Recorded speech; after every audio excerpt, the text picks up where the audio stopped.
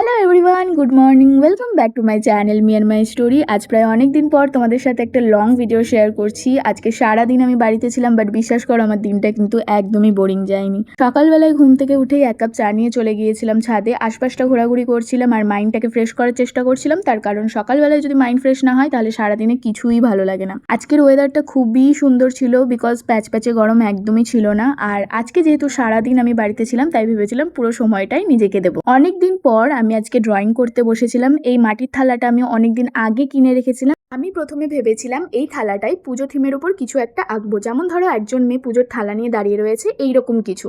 যখনই আমি মেয়েটার মুখটা অলরেডি এঁকে ফেলি তখন দেখি যে থালার মাঝখানে যে গোল গোল রিং করে ডিজাইনটা দেওয়া রয়েছে তার জন্য থালাটা এবড়ো খেবড়ো দেখাচ্ছে এবং মুখটা সেখানে এঁকে ফেলেছি আমি। তো একদিক উঁচু একদিক নিচু এইরকম দেখাচ্ছে, আমার ভালো লাগছিল না, তাই sudden plan change and viral সেই পদ্ম পুকুর সেটাই আমি তৈরি করব বলে ঠিক করি। সেই অনুযায়ী আমি আঁকাও শুরু করে দিই। ও বলাই হয়নি, এই তুলিগুলো আমি মিশো থেকে কিনেছিলাম, খুবই সুন্দর কোয়ালিটি এসেছে। 15টা তুলির সেট ছিল। প্রথম যেই তুলিটা সেই তুলিটা আমার সব থেকে ভালো লেগেছে। সেকেন্ড যেই তুলিটা দেখালাম সেটা দিয়ে তোমরা অনায়াসে ঘাস ফুস খুব ভালো আঁকতে পারবে। এই তুলিটা দিয়ে পাতা খুব সুন্দর করে আঁকা হবে। আর আমি কাজ শুরু করে ফেলি, যেমনটা তোমাদেরকে বলেছিলাম যে আমি মেয়েটার মুখ অলরেডি এঁকে ফেলেছিলাম। এবার আমাকে সমস্ত কিছু মিটাতে হয়েছিল, যদিও বা পুরো আঁকাটা আমি আঁকিনি।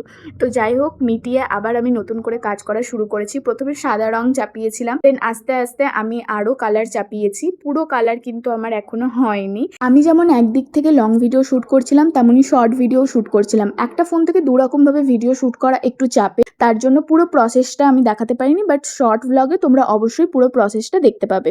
এরই মাঝখানে এই ছোট পুচকেটা আমাদের বাড়িতে এসেছিল, ওকে আমরা ডেকেছিলাম। আর ওরা যখনই আমাদের বাড়িতে আসে তখনই খুবই ভালো লাগে। ওরা বলছি তার কারণ এই পুচকেটার আরো একটা দিদি রয়েছে, অ্যান্ড দিদি কিন্তু খুব একটা বড় নয়, জাস্ট 4 মাসের ডিফারেন্স ওদের দুজনের মধ্যে। দুজন যখনই আমাদের বাড়িতে আসে আমাদের বাড়িটা খুবই ভালো লাগে, মানে সারাদিন এখানে ওখানে ছুটে বেড়ায়। আগেও যখন আসতো তখন তো হাঁটা চলা পারতো না, মানে তখন ওদের বয়স হয়েছিল না, বাট এখন ধীরে ধীরে একটু বড় হচ্ছে, তো ঘুরে বেড়ায়, খেলে, আমাদের খুবই ভালো লাগে। আর ওরা দুজন আসলে আমাদের কাজ করতে একদমই ইচ্ছে করে না। তো এই বেচারি কেন জানি না আমাদের বাড়িতে আসলে একটুক্ষণ জেগে থাকবে তারপরে ঘুমিয়ে পড়বে। এই যে এখন আমার সাথে এত সুন্দর করে খেলছে, বেচারি একটু পরে ঘুমিয়ে যাবে অ্যান্ড ঘুম থেকে উঠে ওর কান্না শুরু হবে যে ওকে বাড়ি দিয়ে আসতে হবে। মুখ ফুটে তো কোনো কথা বলতে পারে না, কারণ এখনো কথা ফোটেনি, আধো আধো বলে আর কি।